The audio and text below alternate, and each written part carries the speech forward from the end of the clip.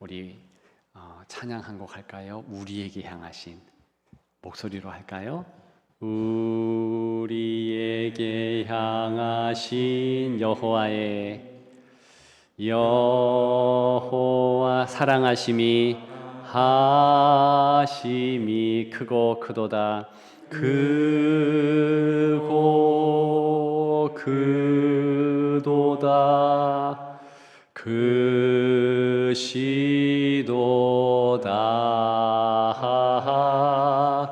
크고 크도다. 우리 한 번만 더 하겠습니다. 여호와의 인자하심이 우리에게 향하신 우리에게 향한 여호와의 인자하심이 여호와의 인자하시 크고 크도다. 크고 크도다. 크시도다.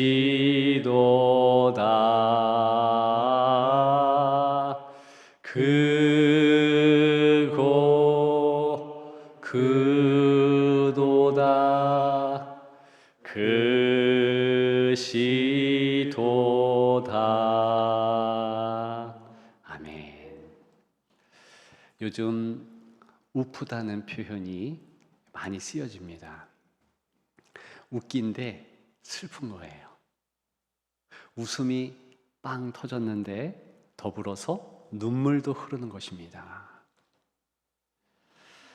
일전에 한 목사님의 간증 서적에 어떤 부분을 읽고 참 웃었어요. 자신의 좌우명을 말한 단락이었는데요. 그분의 좌우명이 착하게 살지 말자였습니다. 착하게 살지 말자. 설명은 충분히 이해가 갔습니다. 8살 차이가 난 어린 동생이요, 사고로 죽었습니다. 부모님이 충격을 받고 괴로워하는 모습을 보고 어릴 때 이분이 결심을 한 거예요. 아빠 엄마가 힘들구나. 이제 나는 절대로 부모님에게 걱정을 끼치지 않겠다. 동생 몫까지 열심히 살겠다.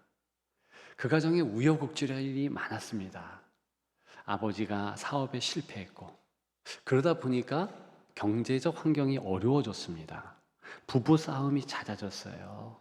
심하게 다투고 각방을 쓰고 이렇게 했다는 것이죠. 그때마다 맏아들인 이분은 할 말이 여기까지 올라온 거예요. 불평도 있을 거고 원망도 있었을 것입니다. 다 참았던 거예요. 문제는 그 좋은 마음이 다른 사람에게조차 인간관계로 확장되었다는 것입니다. 패기치지 말자. 칭찬받는 사람이 되자. 소위 모범생 컴플렉스죠. 좋은 사람 신드롬이라 그럴까요? 얼마나 스트레스 받았겠습니까?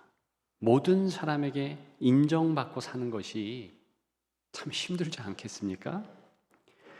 그래서 비교적 어린 나이, 대학교 2학년 때 지독한 당뇨로 쓰러졌습니다.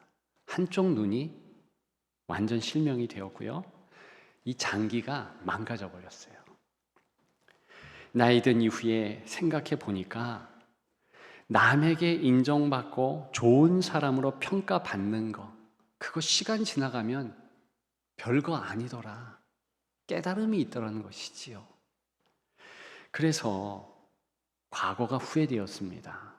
어릴 때, 청년 때가 참으로 많이 후회가 되었습니다. 그래서 이분이 좌우명을 그렇게 가졌다네요.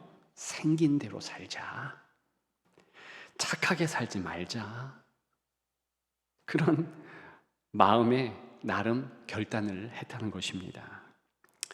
오죽 마음 고생했으면 그랬을까. 동정이 가는 것도 사실입니다. 그럼에도 착하게 살지 말자. 이거는 너무 했다는 생각에 웃었습니다. 한편으로는 우습기도 했고 한편으로는 그 사정에 슬프기도 했습니다.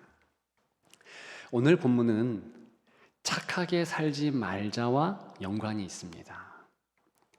아예 대놓고 착하게 살면 안 된다 명령하는 것 같습니다. 예, 실제로 그래요. 절대 착하게 살지 말라는 것입니다. 특정 대상에 대하여서는 반드시 그래야 한다는 것입니다. 18절입니다. 선한 싸움을 싸우며 그랬습니다. 지금 이 선한이라는 형용사가 문제지요. 왜냐하면 이 선한이라는 이 용어가 앞에 있어서 이 싸움이 싸움 같지 않도록 싸움의 정도를 좀 희석시키는 것 같습니다. 그런데요, 본문의 정황은요, 지금 전쟁터라는 겁니다. 싸움의 강도가 대단하다는 거예요. 왜냐? 2번이나 싸움 강조합니다. 지금 싸움이라는, 선한 싸움이라는 그 싸움, 이것도 대단한 전쟁 용어인데 선한 싸움을 싸우며, 이때 싸우다라는 이 동사는요, 참으로 접전하고 있는 아주 위기가 있고 긴장이 깃들 수 있는 그런 상황에 사용되는 용어라는 것입니다. 다시 얘기하면 전쟁 중에 있다는 그런 강조지요. 선한 싸움. 그 선한이라는 그 말은 나중에 생각해도 괜찮습니다. 그냥 싸움을 싸우라는 거예요. 전투예요. 전쟁입니다. 아주 격렬한 싸움을 의미합니다. 특정한 대상에 대하여 절대 착하게 살면, 절대 착하게 대우하면 안 된다는 것입니다. 적의를 품고 인정사정 봐줄 것 없이 혐오해야 하는 거예요. 그래서 정말 싸움을 싸워야 한다는 그러한 말씀입니다. 어떤 대상일까요? 어떤 대상에 대하여서 이토록 혐오스러운 마음을 가져야만 할까요? 성경에서는 3가지 대상을 이야기합니다. 오늘 본문도 마찬가지예요. 첫째는요, 자기 자신이에요. 둘째는요, 세상입니다. 셋째는요, 마귀 사탄이에요.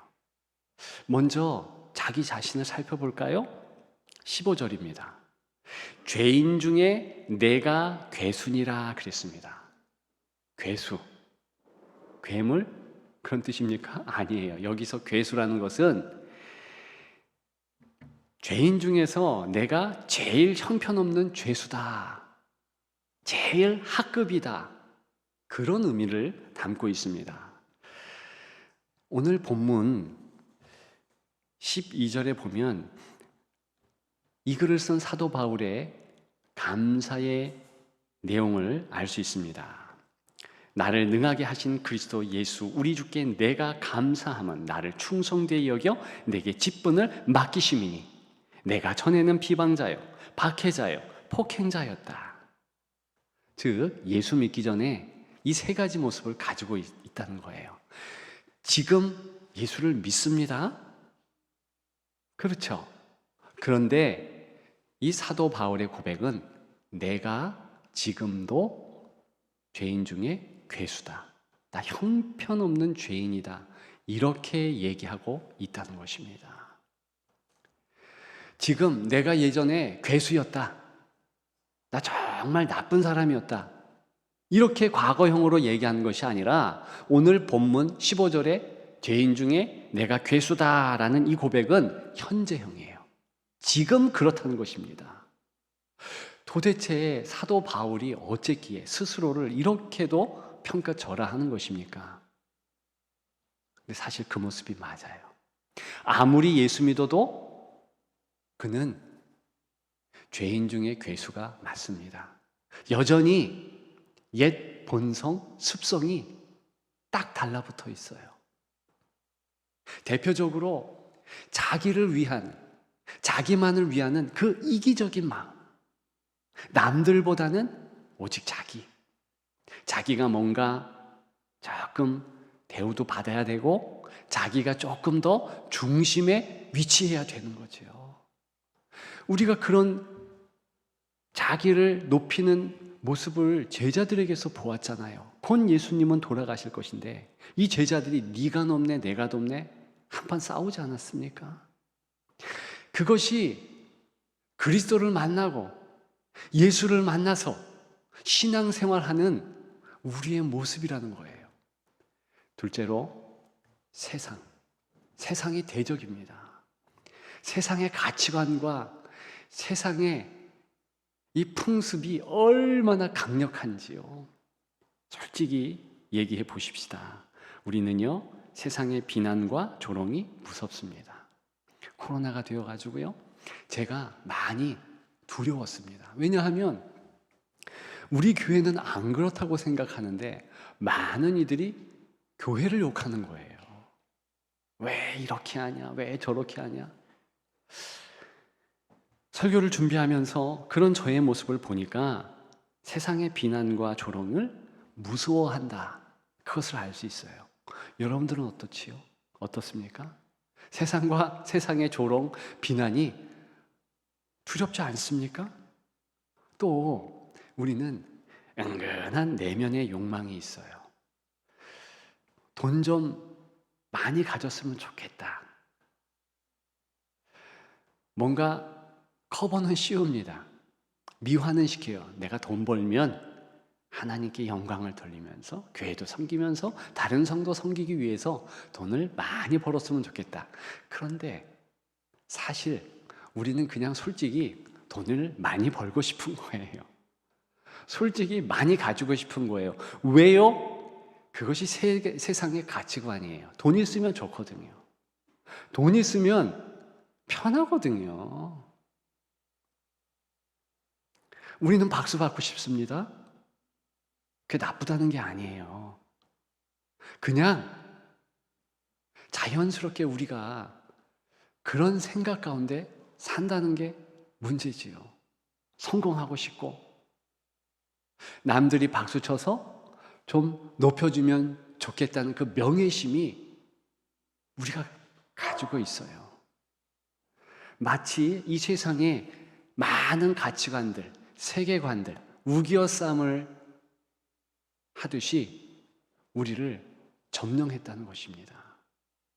그것이 우리의 대적이에요. 싸울 대상이라는 것입니다. 또 한 대상이 있죠? 마귀입니다. 우리의 싸움은 영적 전쟁이에요. 그러나 너무나 실제적입니다. 성경은요, 이 마귀는 졸지도 자지도 않는다 그래요. 베드로전서에 보게 되면 우는 사자와 같이 삼킬 자를 찾는다 그랬어요. 두루 다니면서 찾는다. 요한복음 8장에는 이 마귀는 처음부터 살인했다 그랬어요. 거짓말장이다 그랬어요. 거짓의 압이다 그랬어요. 따라서 우리의 약점을 너무나 잘 알고 있습니다. 전투를 걸어와요. 싸움을 자꾸 겁니다. 이것이 우리의 현실이라는 거예요. 그런데 왜 오늘 본문에는 우리의 싸움이 선한 싸움이라고 했는가? 실제적인 싸움이고 너무나 큰 영향력이 있는 싸움인데 왜 이렇게 얘기하는가? 그것은요, 간단합니다. 선한 목자 예수님이 같이 싸우기 때문이에요. 사령관, 대장으로 우리와 함께 하기 때문입니다. 오늘 본문에도 12절과 14절에 예수님의 모습이 있지요. 우리를 소중히 여기시는 모습, 버리지 않는 모습, 불쌍히 여기는 그 모습이지요. 특별히 14절을 볼까요? 주의 은혜가 그리스도 예수 안에 있는 믿음과 사랑과 함께 넘치도록 풍성하였도다. 전쟁 중이에요. 너무나 힘든 그런 상황입니다. 그럼에도 불구하고 사령관 때문에 은혜가 풍성하다는 거예요. 대단하지 않습니까? 그리고 또 왜 선한 싸움입니까? 그 결과가요, 승리예요. 로마서 8장 37절에 보면 우리를 사랑하시는 이, 예수 그리스도이시지요? 우리를 사랑하시는 이로 말미암아 넉넉히, 누가요? 우리가 넉넉히 이기느니라 그랬습니다. 우리가 이긴다는 거예요. 반드시 그렇다는 것입니다. 또 왜 선한 싸움입니까? 이 싸움은요, 과정도 결과도 단기적으로 장기적으로 다 유익하니까. 여러분, 제가 오늘 본문에 이 선한 싸움을 묵상하면서 전체 성경의 모든 싸움을 고민해 보았습니다. 생각해 보았어요. 여러분, 성경에 싸움이 얼마나 많이 나오는 줄 아십니까? 소위 전투, 전쟁, 큰 전쟁들만 해도 약 30번 이상 넘게 나옵니다. 그런데 그냥 이렇게 다투었다, 싸웠다, 뭐 이렇게 스쳐 지나가듯 그런 표현도 너무 많아요. 그리고 이 전쟁이요, 1200년 동안 계속되었다. 이것이 성경의 정황이에요. 아브라함 BC 1801년부터 예루살렘 멸망 BC 586년까지 계속 전쟁 가운데 있었다. 여러분, 그런데 중요한 것은 하나님이 그 모든 전쟁 가운데서 합력해서 선을 이루십니다. 때로는 이 전쟁을 통해서 이스라엘 백성들, 하나님의 선민들이 깨닫도록 하시고, 또 이스라엘 백성들을 괴롭히는 그 나쁜 이방 나라들을 주께서 또 벌하시는 도구로도 사용하셨어요. 그러니까 결과적으로는 하나님의 은혜가 넘치고 더 선명한 주의 섭리가 있다는 것이죠. 그럼에도 불구하고 이 전쟁들은요, 무척 그 과정이 힘듭니다. 그렇잖아요. 전쟁이 일어났다, 상흔이 있어요.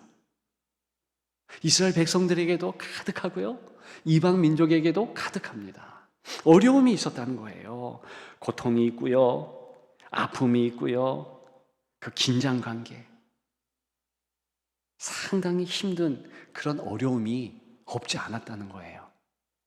그런데 오늘 본문의 선한 싸움, 이 싸움은요, 말씀드렸듯이 장기, 단기, 과정, 결과 모두 유익합니다. 이 싸움이 일어난 개인의 마음에서 일어났다. 그러면은요, 금방 그리스도의 다스려 주심이 이제 이루어져요. 가정이나 교회에서 이 선한 싸움이 일어났다. 여러분, 그러면 갑자기 기쁨이 충만하게 됩니다. 은혜가 가득하게 돼요. 땅이 바뀌어요. 모이는 사람들의 표정이 바뀝니다. 결과만 좋은 것이 아니라 과정도 순간순간 은혜가 넘치게 된다는 것입니다. 이 싸움이 얼마나 실제적이고 얼마나 중요한지 대장 되신 예수 그리스도께서는 이 전쟁에 나가는 성도에게 이제 무기를 하나씩 줍니다. 오늘 본문에는 3가지 무기가 나와요. 18절입니다. 선한 싸움을 싸우라. 원문에 보게 되면 선한 싸움 싸우라, 이 명령 한 가지예요. 그리고 현재 분사로 이렇게 붙었습니다. 그게 이제 19절에 나오고 있는데요. 믿음과 착한 양심을 가지고, 이런 뜻이에요. 즉 2가지 무기가 믿음과 착한 양심이에요. 그리고 또 한 무기는 바로 앞에 있습니다. 그게 뭐냐면 예언을 따라 그랬잖아요. 이 예언은 하나님의 말씀입니다. 이 성경 우리의 무기 됩니다. 하나님이 우리를 얼마나 사랑하시는가, 하나님이 우리를 어떻게 보존하시고 이기게 하시는가, 이런 기록들이, 이 정황들이 다 있는 거예요. 그래서 우리는 아침에도 주의 말씀, 저녁에도 주의 말씀, 언제든지 주의 말씀으로 단장을 해야 될 이유가 되는 것이지요. 열심히 성경 읽는 여러분들 되시기를 축복합니다. 그리고 두 번째 무기가 믿음이에요, 믿음. 이 믿음은 특별한 믿음을 오늘 본문은 말하고 있는 것입니다. 그냥 믿음이 아니라 예수 그리스도에 대한 믿음이에요.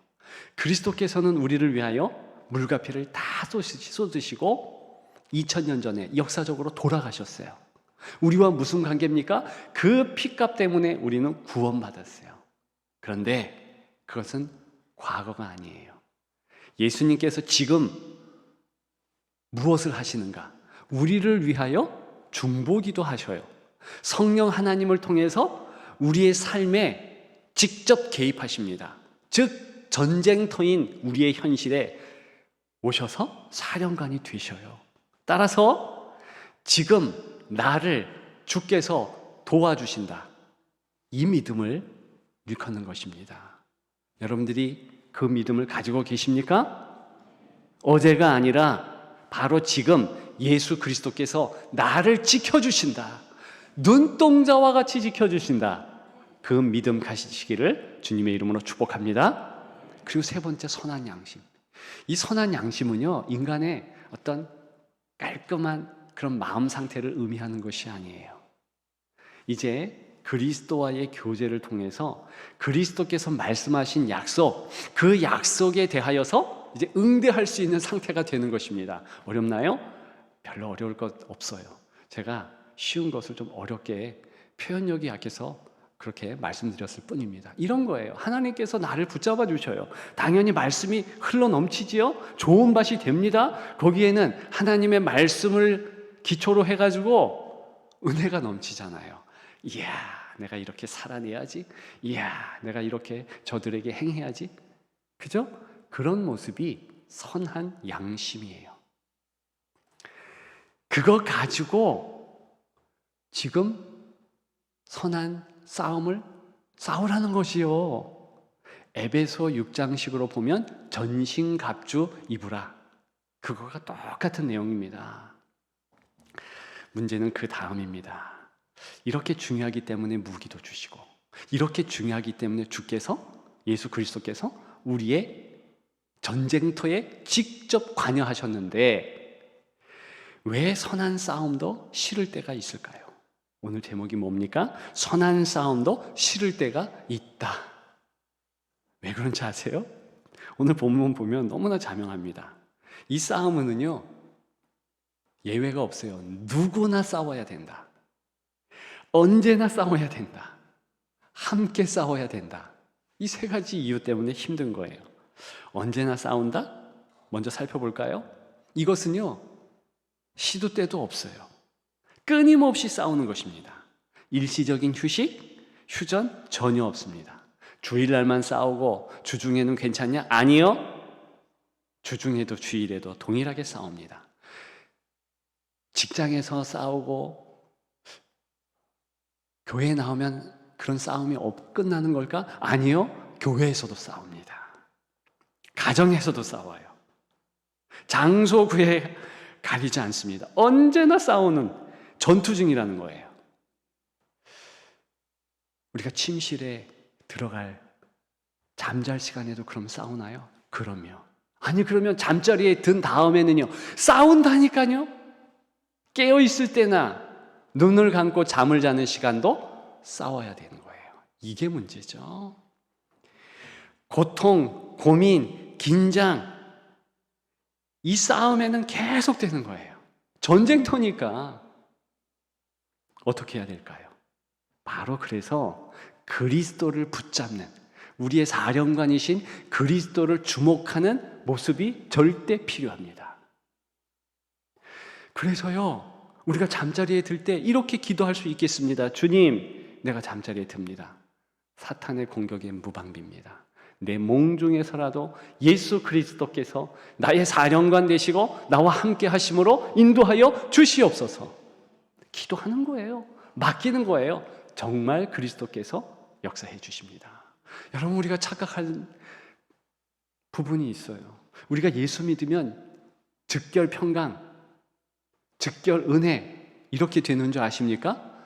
물론 주께서 그렇게 행하실 때가 있죠. 그런데 예수 믿는 이후에 반드시 우리가 적극적으로 싸움에 임해야 되지 두 손 두 발 뒤로 한 채로 마치 사과 떨어지기를 기다리는 어떤 우매한 입 벌린 사람처럼 그러고 있으면 우리에게는 평강, 그리스도의 평강이 찾아오지 않습니다.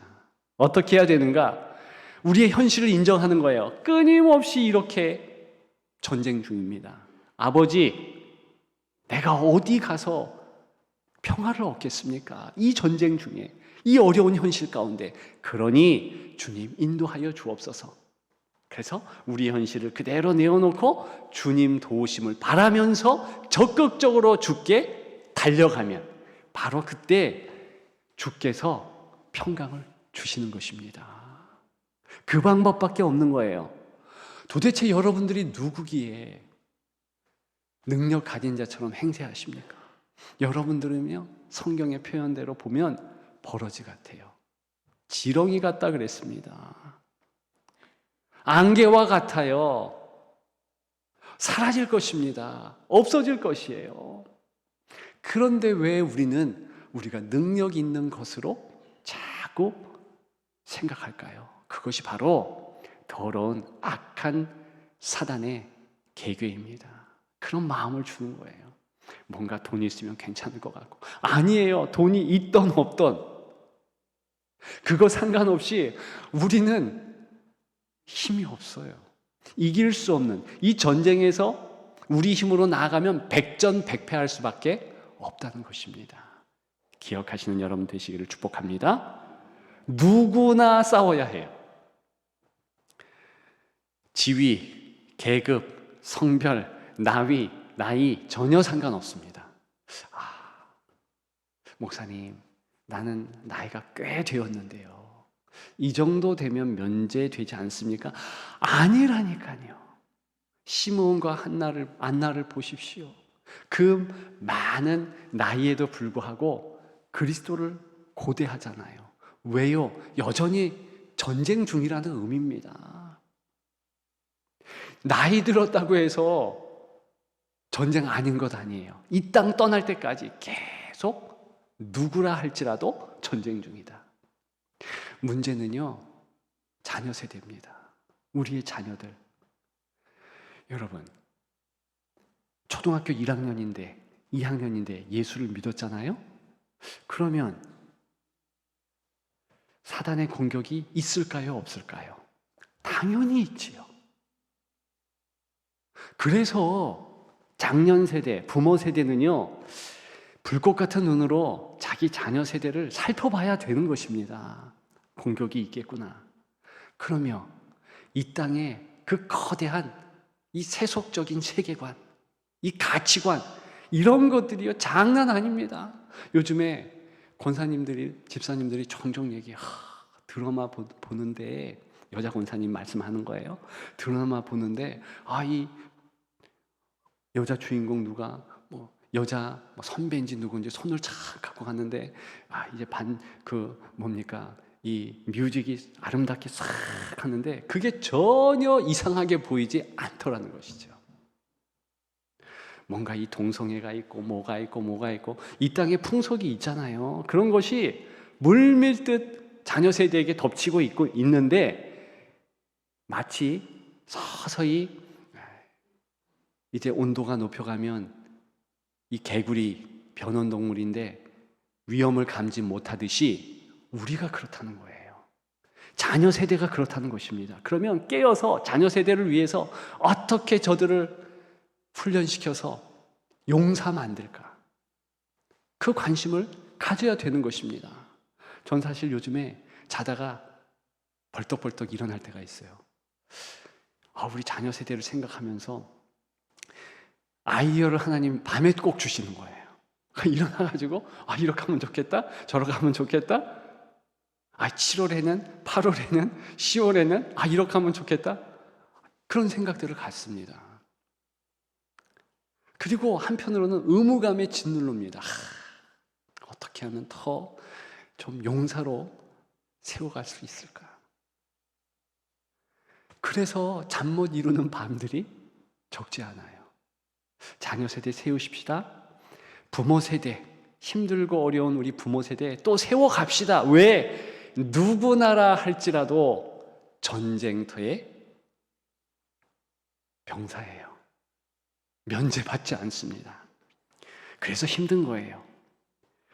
함께 싸워야 하기 때문에 또 힘듭니다. 함께. 여러분, 우리는 우리 스스로에 대하여서 뭔가 이상하게 면죄부를 자꾸 부여합니다. 내가 행한 잘못은 잘못 아닌 듯해요. 그런데 남들이 행한 잘못은요, 대번해 보입니다. 그리고 비난의 화살을 처음에는 좀 막았지만 그대로 날려버립니다. 이게 우리거든요. 그래서 교회는 희한하게 시끄러워요. 서로 분쟁합니다. 다툼으로 힘을 소진합니다. 안 되는 모습이에요. 누가 그 뒤에서 조절할까요? 당연히 사단이지요. 당연히 사단이지요.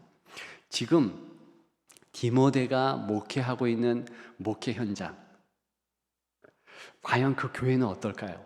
똑같아요. 아무리 훌륭한 목회자가 있다 할지라도 교회는 예전이나 지금이나 똑같이 어렵고 힘들고 성도 간의 분쟁이 없지 않았습니다. 오늘 본문 19절과 20절 보십시오. 믿음과 착한 양심을 가지라. 어떤 이들은 이 양심을 버렸다 그랬어요. 그 믿음에 관하여 파선하였다. 즉 예수 그리스도에 대한 믿음이 이제 사그라든 거예요.